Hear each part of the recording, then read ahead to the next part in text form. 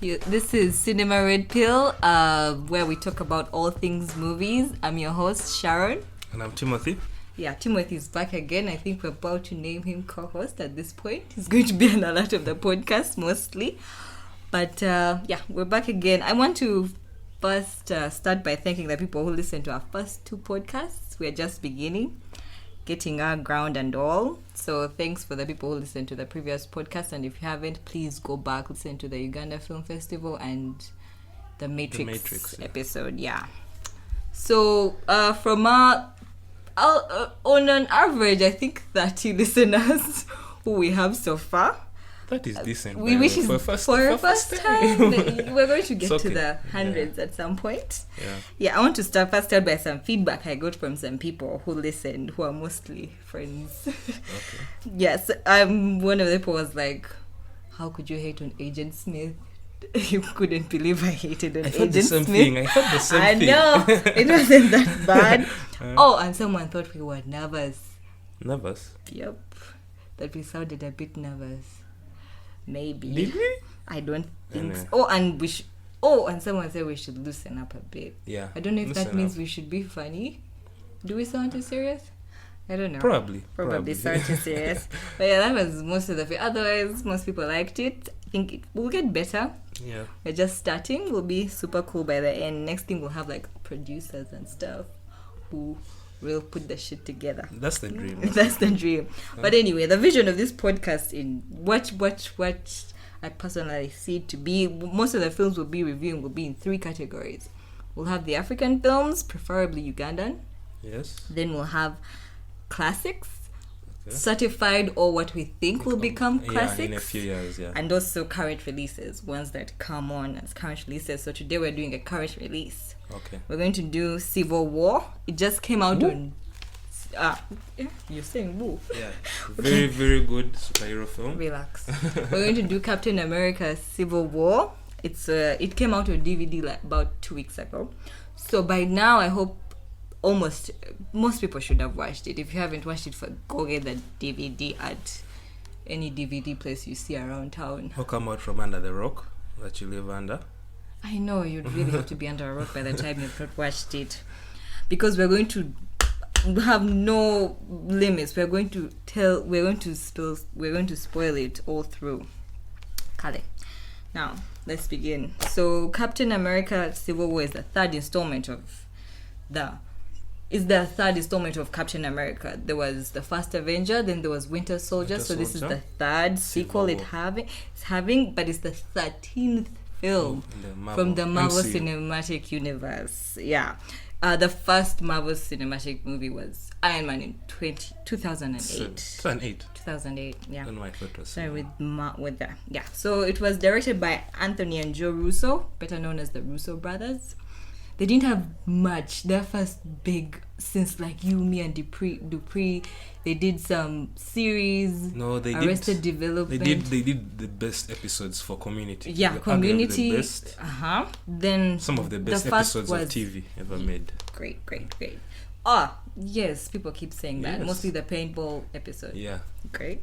They did the Winter Soldier, Captain America Winter Soldier, which was also a great movie, one of the better movies. It was written by Chris Marcus and Stephen McFeely. These two guys have written all the Captain America movies. They've written Thor: The Dark World.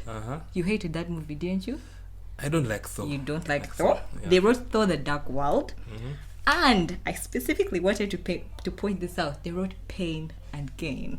The Michael Bay movie. Yeah. Rock and Mark Wahlberg. Yeah. That's actually the only Michael Bay movie that I like.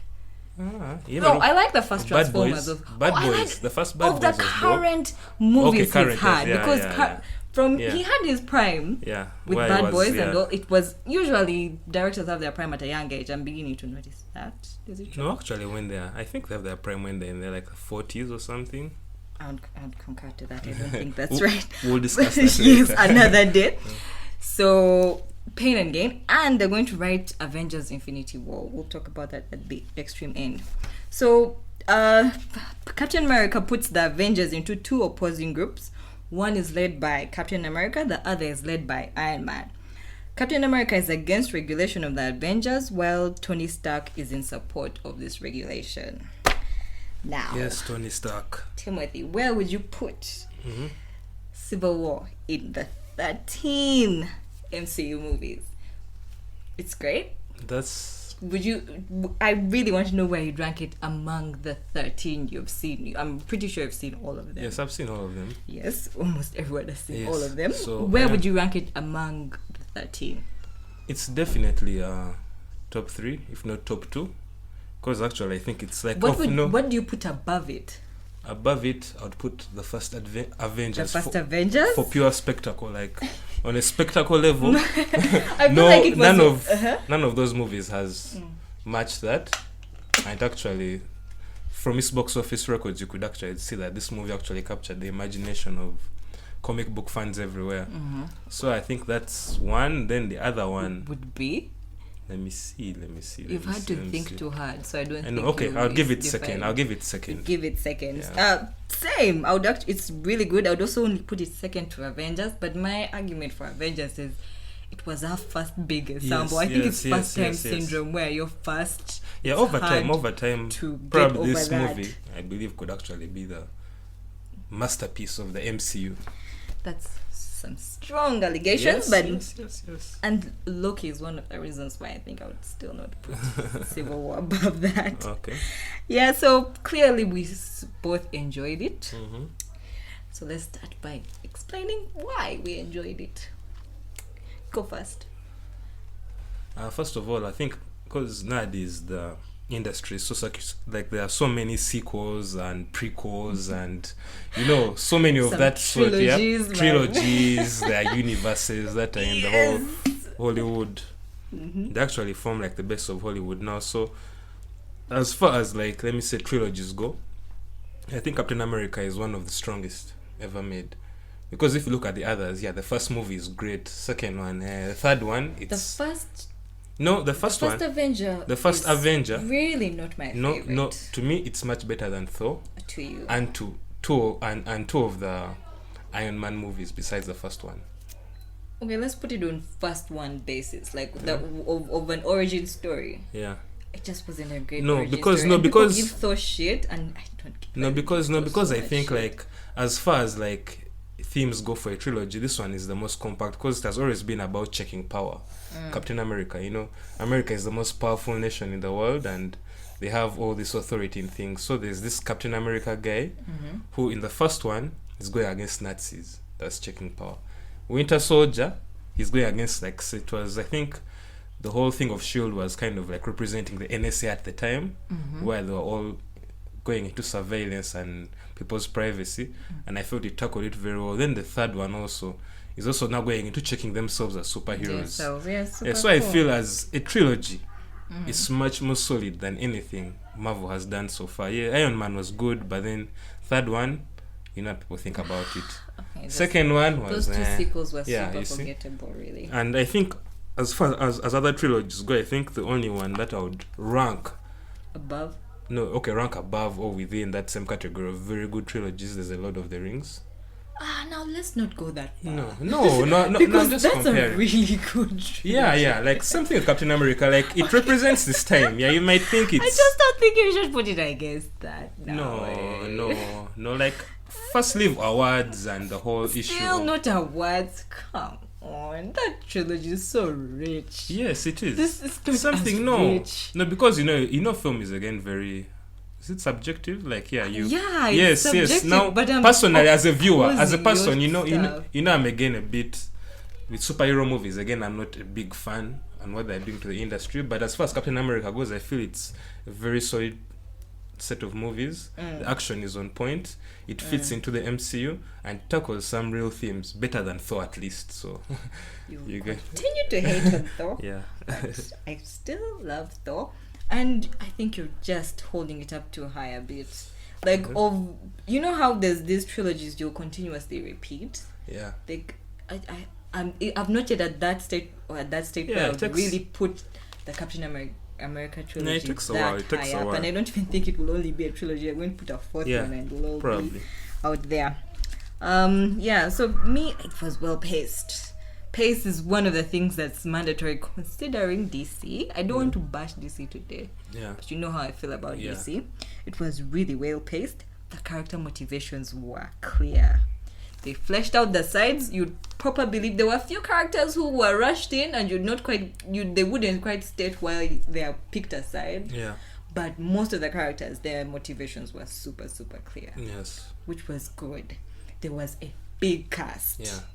You'd wonder how they're going to juggle it, but people were actually shining. The smaller characters were really shining. Which again goes back so which again goes back to Avengers. You know, Avengers was a great movie. Yeah. I loved it. But then as far as character goes, I feel this movie used the cast better. So much better. So much better. So on much the spectacle better. level, Avengers is definitely more Such a interesting. It's the first time we're seeing. It's the first time. Yeah, but then this one, they used the cast so well, and you could see the sides clearly fleshed out. Their motivations for what they are doing, how it's tearing them apart as a unit. So no reason I love the movie. Yeah, it was cool, and it's funny. Yeah. I like the funny. I like Marvel's tone. I feel like Marvel has gotten its shit together. It's 13 movies in. Yeah. They have one tone that works. Yeah. People think it's simple. It's too simplistic, but it's working. No, it works. Yeah. Works. I'm shocked you're agreeing with No, me. it works. It works. It works. Just because you're now a bit of an apologist for DC, so. I can't wait for us to do a DC movie, we which I shall. hated, because those movies are doing badly. They're rushing on trying to do their shit too fast. Now, a scene, one of my favorite scenes, most people's, one of the great scenes which I really rewatch and even forward and have to see again, is the airport battle. The airport battle was super cool. It was funny. It was incredible. The effects were cool. I like one of the things I loved about it, everyone's power was coming out. They weren't just making cool battles. They were using everyone's powers, superhero powers to their advantage. And you know that, this guy goes small. But he can go big. But he can go big, which was also a big reveal. Yeah. Spider-Man was funny as hell. Yeah, Spider-Man was was funny. He was a scene stealer. Him, Black Panther. Yes. All they did was create hype. Yes. One of the things the Civil War was so able to do was to hype you for the next movie, which is what these cinematic universes typically need to do. And they hyped you in just like 10-minute scenes, and you're super hyped. I'm very happy that Uncle Ben is dead already. Okay. Good and that we don't have to is a see hot, him. young, hot, middle-aged woman. I won't say old. I know. Happy we won't have to see Uncle Ben die again, because that's always the plot we have for Spider-Man's first film. So hope that will definitely be great. That airport, the bromance between Falcon and Bucky was cool. It was hilarious. I feel there's also a bromance between Iron Man and Captain America. Yeah, obviously they are fighting, but you could see there's that. Not a bromance. Yeah, as in there's that whole thing of like, you actually chose other people, other friends. I feel that's a very... It made the last fight really electric. Yeah. It was intense. Yeah. You could buy the emotions. Yeah, you could. Although, it was so speechy. Yeah, the final... Have all the way through someone sitting giving a speech. Sometimes I just can't picture people writing that stuff in the writing room. It's so funny. I think it's the exposition. I don't know the whole... Because there's so much they have to cram into the movie. Let's wait about without that giving exposition, because that exposition was something. Yeah. It was a lot. Mm-hmm. It was a lot of exposition. Yeah, actually it was, but still. It was a lot of exposition. I really have to emphasize on that. There was no end of the world plot. Okay, yeah, that's another really good thing about this movie. It was actually a personal and interpersonal thing within the Avengers. It was less about, say, Zegovia is up in the air or aliens are entering our atmosphere and attacking people. It was actually a very human story. Like, they tried to humanize these superheroes a lot, which I actually liked about this movie. And we get too much of that, the world is ending thing in all the big blockbusters. And it's just so refreshing to see it not be like that. Although I think which is again why I say this movie is the just standard. really... I'm beginning to think it's the standard. That's why I really have to have a comic book reader sometime. It's a convention. It's a convention in the comic books themselves. For the world is that's always how it at is, stake. But I'm so bored of seeing it on screen. It's becoming a cliche now. It's becoming too so cliche. When they make a story that's out of the characters and the way they feel, the way they think, their outlook on the world, it's actually really interesting. Yeah, I like that. Let's talk about the villain, Zemo. Particularly Zemo. Bucky was a bit of a villain, but we have to talk about Zemo. Zemo, I like the guy who played him. Danny Brühl. He's good on screen. You want to watch him on screen. He had super cool scenes, especially when he was like prompting Bucky to become the bad guy. He was cool. The whole time they weren't making. They would make me. I want to know. I was. What's the word? That's the word I'm looking. I was intrigued. I was intrigued on what his deal was, and they weren't making it clear the entire time. So, which made his whole presence really cool on screen. And he had no power. He was just a human being. He was just a normal who was manipulating superheroes. Again, going back to humanizing just the characters. It was such a human thing. So, which was super refreshing. But. But when they bring out his motivation on why he's doing all this, I like Zemo. I've used I don't love him as I've seen so much love for Zemo, especially in regards to all the qualities we put out on him. He's not low key. He didn't have any powers. He's just a human guy who's manipulating people with brilliance, which everybody would want to see. But when they brought out his motivation, we had seen that motivation 3 times so far in the movie. Where is that? There's when they brought the black kid. They brought the black kid. The Black Panther. His dad. The third one comes afterwards, but that thing came up 4 times. The whole death of someone, a loved one. It was used 4 times in Civil War. Tim, it was used 4 times. And when they made, I was so eager to see his motivation to all this, that when they showed his motivation was because a loved one had been killed in Sokovia. Was he also killed in Sokovia? Sokovia. Yes. Family, I think. I'm like, again? That was my reaction. Again? Someone else, the same thing? It felt played out. No, but again, I feel... Again, this all comes back to the Avengers themselves and their actions. You know, the whole thing, the 2 sides having to have their power checked, their jurisdiction to go into areas and do whatever they want to save the day. I feel it goes back to that because it's showing like this trail of bodies that these guys have left around. They've messed up a kid, messed up someone's family. So it comes back to all that. Like it kind of shows that actually these people, they need to have their power checked. They can't just be let free on the world to go and do as they want, to go where they want and save the day, even if there are other costs involved in them actually saving the day. So I feel it wasn't overplayed. Something about that scene, I didn't believe it. You know, there's when a scene is played out and you buy it. You just buy it. And again, sometimes again in screenwriting, these guys again leave hints. Like now you may find that whole thing of this black lady coming and saying this black kid died and making Iron Man even more guilty than he was. That was the only push they made him have. Side on, but again, pro legislation. But again, like in the whole story, the concept of the whole thing, again it goes back to so making a movie.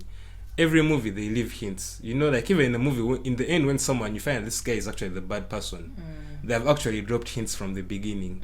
So I feel these guys were just expounding this is actually the whole cause of their trouble. The some black kid who passed away. Then you're like, man, it's not all that. Then again, someone else, it's not all that. Then in the end, you find actually also this guy lost someone. So it's all that. Yeah. So I think that kind of dropping crumbs for up to the big expose at the end when they say this guy also lost a family. So for me, it wasn't so much of a big deal. It worked for you. That scene, you believed it. I believe, as it actually felt even if it had been showed a few times in the beginning, he's the only one of all of them who had actually taken, action to actually kind of check the Avengers and get payback. Yeah, so he did. It was kind of rewarding and very, again, as I said, human. It was a very human motive for all of this. It wasn't something about ego, like say an Ant-Man, someone wants to overtake his, or any other movie, as we've seen, sibling rivalry in Thor. This one was, which is also very human. Yep. Yes. Thor is a good franchise. Don't hate. That was my tiny issue. It's a bit of a big issue, but I'm still happy he didn't die. Yeah. I would definitely want to see him somewhere else because he was a good villain. He's human. I hope they don't exaggerate him later, but probably he was they'll good. make him something else. Yeah. So, what other good stuff do you have before I go on my other side of the table? I don't know. Because I think everything I had written down, you've mentioned it, the proper conflict motive. I felt that was very strong. I've already mentioned that. Spider-Man being a scene stealer. Spider-Man and Black Panther. Yeah, Black Panther How too. can we forget Black Panther really talk too. about Black Panther? Yeah. Black Panther was cool. Yeah. His fight scenes were cool as shit. No, but I think for Spider-Man it was more of a reinvention. Like Black Panther was a new character, so you have all these ways you can make harder, it. Timothy. Yeah, no, like it's easy actually because they just made 2 shitty movies in Amazing Spider-Man 1 and 2. So now them being able to reinvent Spider-Man and bring him back and still make him seem fresh and entertaining was for me a very big plus. Black Panther was also very good, and I can't take anything away from him. He was one of the main attractions of the movie, more than any of his other Avengers actually, besides maybe Captain America and Iron Man. Yes, he was one of the. But is it an Avenger, right? Does he become one? I don't know about that. Yeah, anyway, yeah. So he was one of the main attractions of the movie. But I feel Spider-Man, it was a very good reinvention, and I'm looking forward to the movie, his new movie that's coming out. Hopefully it's better than it has to be. Hopefully, there's no way let's hope. Anyway, let me not be those people who are so sure. But we have to talk also about the Ugandan born chick. Let's add the born Uganda chick. She's called Kasumba. Yeah, she's Kasumba. Other name I've forgotten. Yeah. She had one sentence, right? But she was cool. Yeah, she was cool. Is she credited in the next movie? I haven't checked. I don't know. She's got to be. Let's hope. Sorry, it's good to see. But Ryan Coogler, we worship him, don't we? We worship him, and he already has an all-black cast, so I'm sure he's probably going to bring her back. He has not had any fails so far. This better not be his first fail. Let's hope. By the time he could actually do a good Rocky. I know. What can he not do right now? Anyway, so on some of the this is just like one of the reasons why I wouldn't call it top tier. Yeah. It's great. It's not top tier superhero movie. What would make it top tier? I feel like this cinematography is subpar. Please back me up on this. How is it? It has nothing to. How is it subpar? Those guys have such a big budget, right? Yeah. The whole scenery is just meh. It's not anything. It doesn't add anything. Isn't it supposed to add something? Yeah, and I know it does. But then again, the thing is, you've seen most superhero movies. Okay, not superhero, even big budget movies. Let me first explain. Like, say now, Jupiter Ascending. People invest in creating these huge, fantasy worlds, Warcraft, all that. Yet the actual content is lacking. I feel just because the movie is big budget. Now that's what I'm saying. I'm saying what would make it top tier. As in, it's not. It doesn't reduce anything. But what would make it top tier? That's one of the things. Another thing I feel is it makes it authentic. It makes it look like it's the real. They all look the real world. Yeah, no, it's the real world. That's the thing. No. That's why I feel this trilogy is one of the best because it's actually grounded. It's not going to Asgard and there are all these fabulous palaces. Do you know who has better cinematography? DC. It does. It does. I know it's better. Yes, obviously there are more visual effects incorporated. Yes, but say now, Dark Knight. Compare Dark Knight to Batman vs Superman. You see how Christopher Nolan is a very practical man. Even he doesn't invest too much in visual effects or like these very big sets. He tries to use the actual environment, and it actually works to his advantage because it makes the world look realer.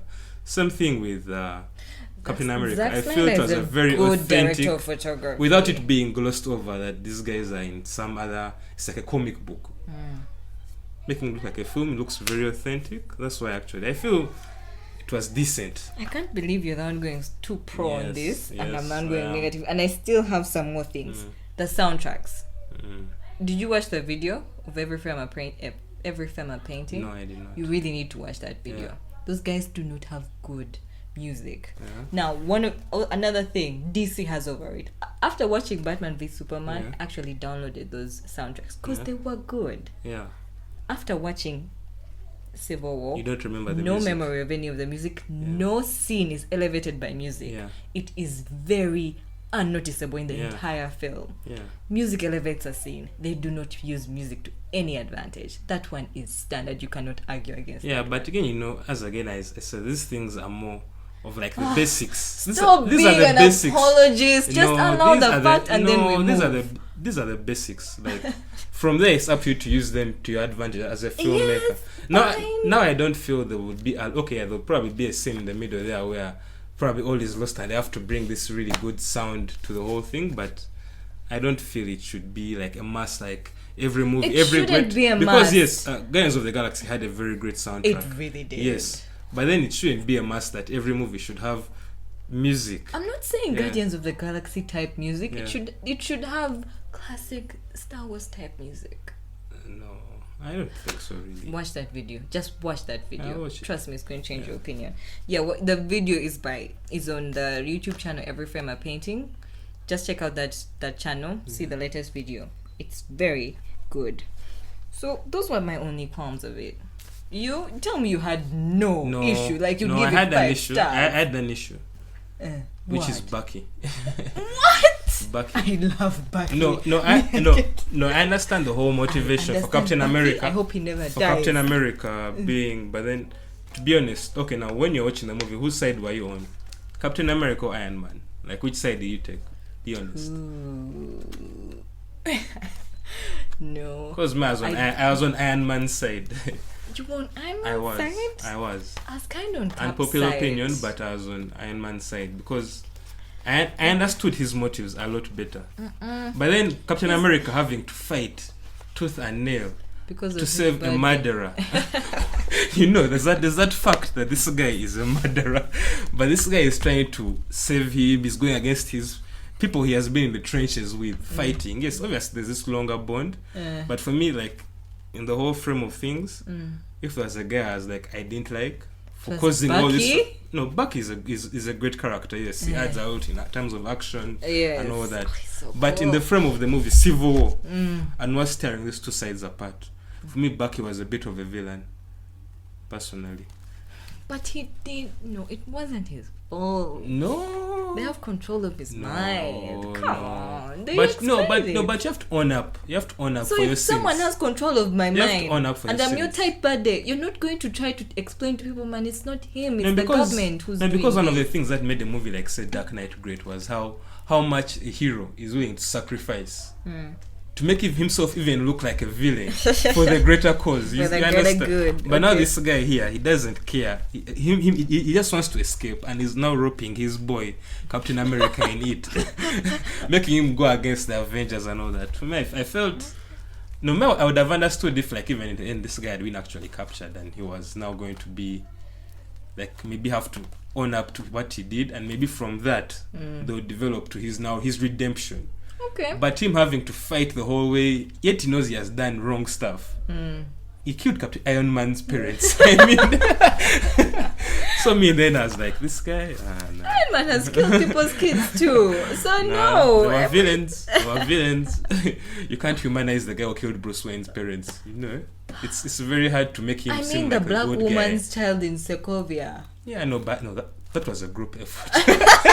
It was a group effort. You can't put that. Okay. You can't put all of it on Bucky did know. I still allow the whole brainwashed thing. It's a valid argument. Yes, I know. There's suspension of belief. Get away from jail for that brainwashed stuff. I understand. But again, as a person who you'd root for, you have to have that. You have to own up to what you've done. Like, you can't live in denial for the sake of like it was someone else doing it. Like, they made you a weapon, so own up to your stuff, man. Anyway, the next other big ensemble, actually, which I keep thinking is going to be a bigger challenge than this, which will be Infinity War. Infinity War, yeah. Infinity War. Yeah. I keep saying Affinity. Yeah. Avengers Infinity War. Now, the things I keep saying which will be a big challenge. They've set up Thanos, the coming villain for Infinity War, so much. Yeah. Like, that man has to be a badass. Yeah. And he really, really has to be a badass. I think they should even put him in some movies before. So they set up his badassness so that it's so bad by the end. I hope someone dies. No one died in Civil War. Really? At least they should have killed off. What's the guy's name? His buddy. His Bucky. black buddy. No, not Bucky. Iron Man's bestie, the black bestie. Don Cheadle's character. Yeah. At least let him die. No one died. And the cast is much bigger. They're going to involve. So they're going to the Guardians of the Galaxy. There's rumor that they're going to get people from the Netflix series. Okay. Very small rumor, but Spider-Man started as such a rumor, so you never know. So that is going to be a super challenge which will be coming, and I can't wait to see if they'll pull it off. Anyway, that's it for our review. I first wanted to ask you, like, besides what we've discussed now, like, just what's the best thing you've watched in the past week, which you'd recommend for people to watch? In the past week, I watched a coming-of-age movie, Kings of Summer. Who directed that? I've not seen that. What's his name? I think he's called. I've forgotten the guy's name, but then it's a really good coming, and even as you've said, the music. Now, if you like music in movies, it has really good music. But it's a really good coming-of-age movie, not cliche at all. Okay.